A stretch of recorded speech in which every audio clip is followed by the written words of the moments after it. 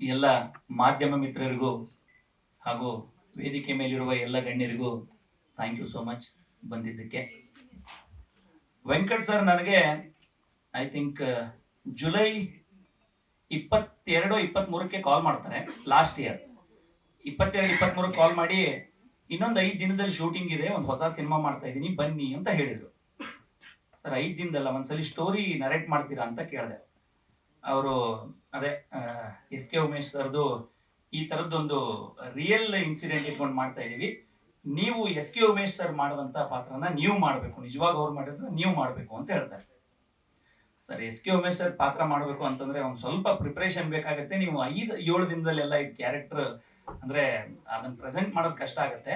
ನನಗೆ ಒಂದಷ್ಟು ಸ್ಟಡಿ ಮಾಡಕ್ ಬಿಡಿ, ಒಂದಷ್ಟು ನಾನು ಆ ಕ್ಯಾರೆಕ್ಟರೈಸೇಷನ್ ಬಿಲ್ಡ್ ಮಾಡಕ್ ಏನೇನಾಗುತ್ತೋ ನಾನು ಒಂದಷ್ಟು ಅದ್ರದ್ದು ಅಭ್ಯಾಸ ಮಾಡ್ತೀನಿ ಅಂತ ಹೇಳಿ ಅವ್ರಿಗೆ ಹತ್ತತ್ರ ಒಂದು 25-30 ದಿನ ಟೈಮ್ ತಗೊಂಡು ಒಂದಷ್ಟು ಆ ಕ್ಯಾರೆಕ್ಟರ್ಗೆ ಫಸ್ಟ್ ನೋಡಿದ ತಕ್ಷಣ ಒಂದು ಪೊಲೀಸ್ ಆಫೀಸರ್ ಅಂತ ಅನಿಸ್ಬೇಕು ಫಸ್ಟ್. ಆಮೇಲೆ ದ ಎಂಟೈರ್ ಅಂದ್ರೆ ಆಡೋ ಮಾತು, ನೋಟ, ನಡೆ ಎಲ್ಲವೂ ಆ ಫೀಲ್ ನ ಹೊಂದ್ಕೋಬೇಕು. ಸೊ ಅದಕ್ಕೆ ಟೈಮ್ ಕೊಡಿ ಅಂತ ಕೇಳಿದೆ. ಸೊ ಆ ಪ್ರಕಾರ ಅವರು ಟೈಮ್ ಕೊಟ್ಟರು. So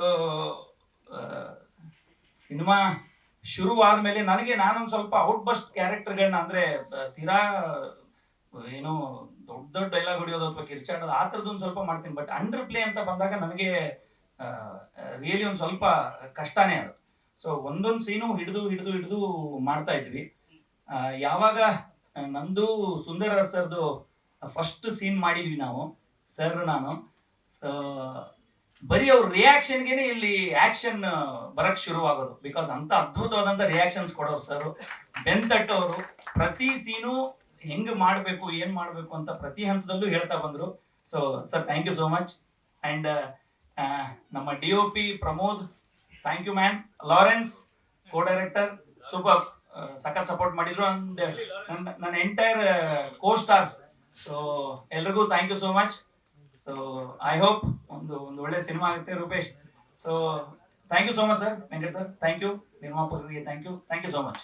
and Dhruva sir thank you so much.